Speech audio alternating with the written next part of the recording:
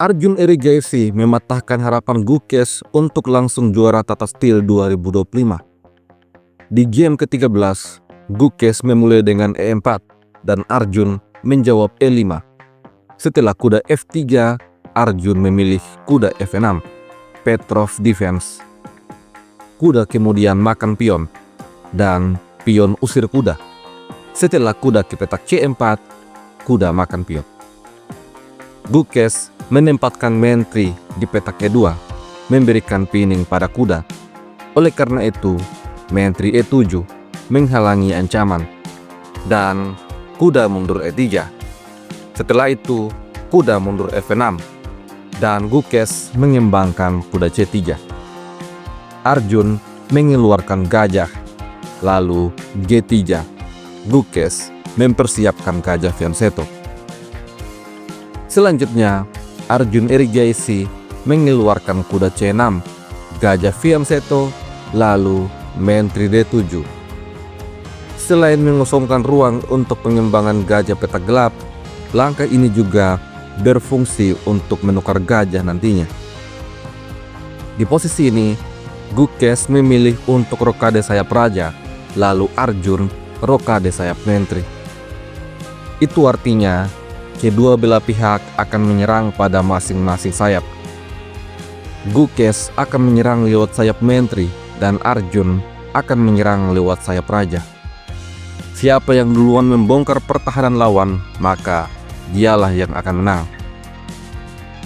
Gukes di posisi ini mengambil inisiatif untuk membongkar sayap menteri. Dia mendorong B4, memberikan sebuah pion. Apabila kuda makan pion, maka lajur B akan terbuka untuk benteng putih. Tentu saja, Arjun tidak mungkin melakukan hal itu. Di posisi ini, dia mendorong D5, persiapan forking pada kedua kuda. Namun Gukes membalas dengan B5, kuda terancam dan lari ke petak A5. Sekarang, Arjun siap untuk melakukan forking. Akan tetapi, dengan langkah D4, Gukes menghentikan laju pion. Kemudian, Arjun mengambil inisiatif untuk membongkar pertahanan raja. Dia menempatkan gajah di petak H3, menukar gajah fianchetto, gajah bertahan terkuat putih pada posisi ini. Setelah gajah makan gajah, menteri makan gajah, dan kemudian menteri F3, mempersiapkan menteri untuk menjaga pertahanan. Di posisi ini, Arjun memainkan langkah H5. Dia bersiap untuk membongkar lajur H. Dengan langkah ini, Arjun merelakan pion D dimakan, dan Gukes mengambilnya. Setelah itu, Arjun Erigaisi terus mendorong pion. Kemudian kuda makan kuda, pion makan kuda. Langkah ini membuat struktur pion hitam mengalami kerusakan, namun lajur G menjadi terbuka. Gukes merespon dengan benteng ke petak D1. Setelah itu, pion makan pion. Arjun Erigaisi mulai menghancurkan pertahanan putih. Apabila di posisi ini menteri makan pion, maka menteri H5.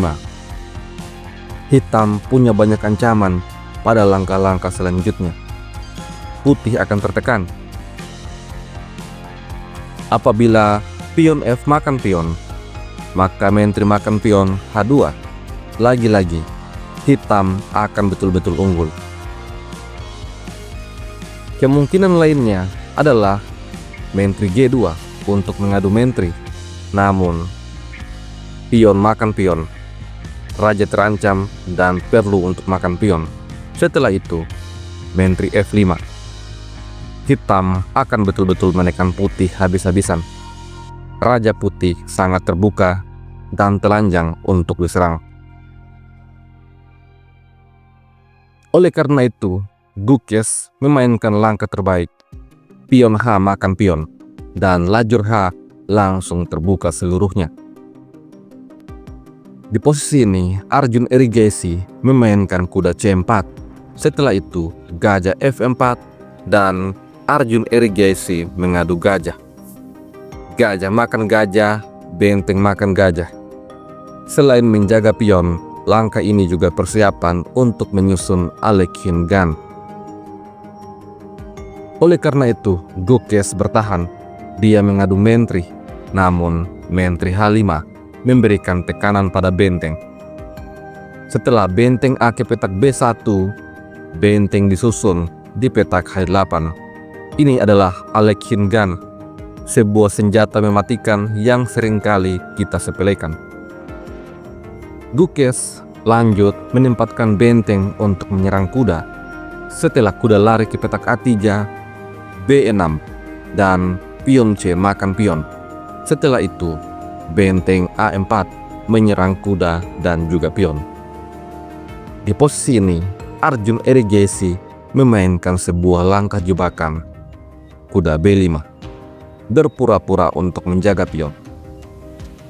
Apabila di posisi ini kuda makan kuda, maka posisi ini adalah skakmat dalam 3 langkah. Menteri makan benteng. Raja tidak bisa lari, menteri harus mundur F1. Setelah itu, benteng H1 skak. Raja terpaksa lari G2, lalu benteng H2. Skakmat pun terjadi. Tentu saja Gukes tidak makan kuda. Dia memilih benteng D3. Setelah itu, kuda makan kuda, benteng makan kuda dengan tempo skak. Raja menghindar dan memberikan pion A untuk putih. Jika benteng makan pion, maka skakmat seperti yang telah kita lihat sebelumnya akan terjadi. Oleh karena itu, Gukes terlebih dahulu mendorong F3. Dijawab menteri B5 menyerang benteng. Setelah itu, benteng makan pion, lalu benteng H1 skak. Apabila menteri makan benteng, maka hitam tidak boleh makan menteri. Hitam perlu untuk melakukan skak terlebih dahulu dengan menteri B1. Setelah raja F2, barulah benteng makan menteri. Hitam unggul kualitas. Oleh karena itu di posisi ini, Gukes tidak makan benteng. Dia melarikan raja ke petak F2. Namun, setelah benteng ke petak H2, skakster, Gukes akhirnya menyerah. Ini adalah posisi kalah mutlak. Memperjuangkan posisi kalah mutlak sama seperti memperjuangkan hati wanita yang tidak pernah jatuh hati pada diri Anda. Anda hanya akan membuang-buang waktu dan juga energi. Itulah kenapa Gukes menyerah. Karena posisi ini memang sudah tidak layak untuk diperjuangkan.